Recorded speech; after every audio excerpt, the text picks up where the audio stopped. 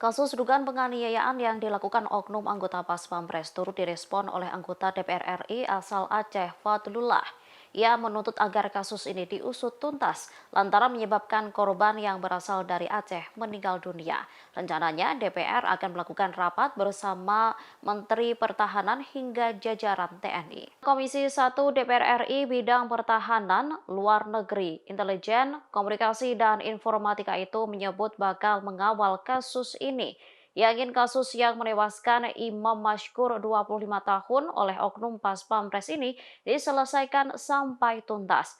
Pihaknya telah melaporkan kasus ini ke sejumlah pihak, mulai dari Panglima TNI, Kepala Staf TNI Angkatan Darat, hingga polisi militer.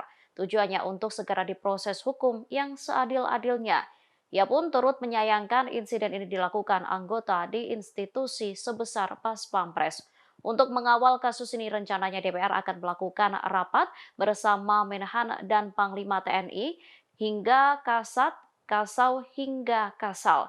Rapat rencananya akan dilakukan pada 6 September 2023 mendatang.